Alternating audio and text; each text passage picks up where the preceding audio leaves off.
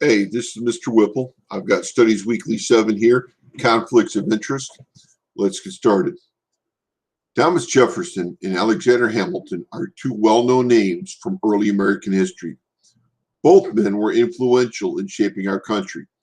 They lived at the same time and worked in government together. But did you know that they rarely agreed on anything political? You've already learned that Alexander Hamilton was a Federalist and Thomas Jefferson was an anti-Federalist, now known as a Democratic Republican. This means that the two men disagreed on the role of the federal government.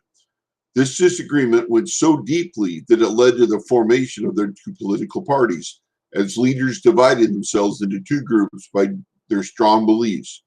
Let's look at the ways that they were different. Position. Both Jefferson and Hamilton held powerful positions in George Washington's cabinet. Thomas Jefferson was Secretary of State. This position was responsible for foreign policy. The United States was a brand new country and had to work with other countries for trade and treaties. Alexander Hamilton, on the other hand, was Treasury Secretary. This was also a powerful position as he was in charge of the United States money policies.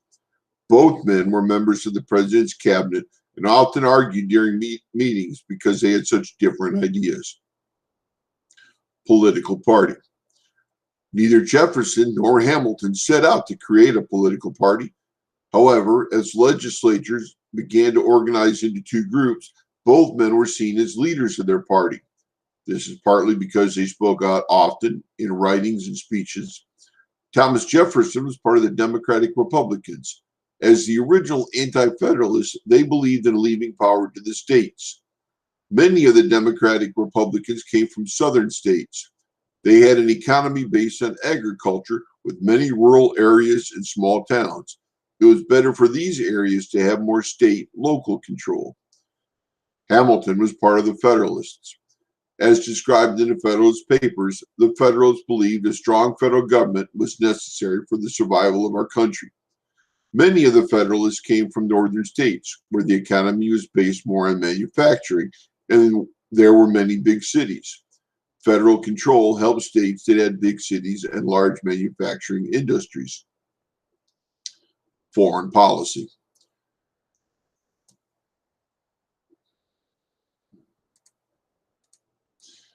As Secretary of State, Thomas Jefferson was in charge of foreign policy. This included mostly making trade deals with other countries. As Treasury Secretary, trade deals also involved Alexander Hamilton because they were about money. This was yet another area in which the two men disagreed. Before he was Secretary of State, Thomas Jefferson was the ambassador to France. He loved France and its people. He preferred to trade with France. He also supported the French people as they fought in their own revolution. Alexander Hamilton would rather trade with England. He did not want the United States to take sides in the French Revolution. The men often argued about trade.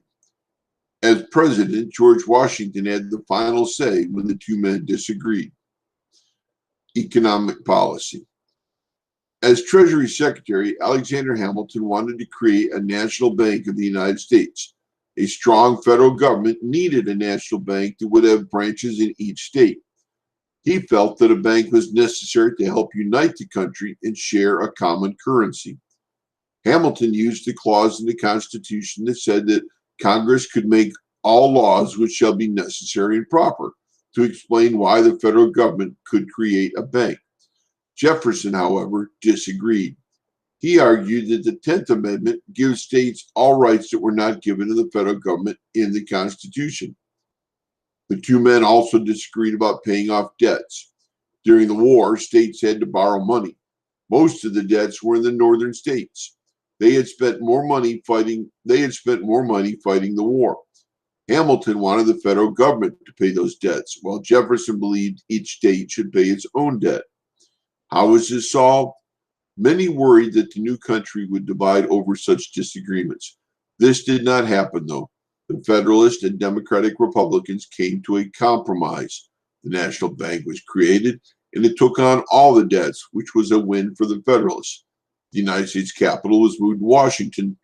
this was a win for Democratic Republicans because it moved the capital to the region of the southern states. So the main idea here that you need to understand is how these two men learned to compromise in order to get things done. They each got what they wanted, and they each gave up a little bit of what they wanted. Compromise in government is very important.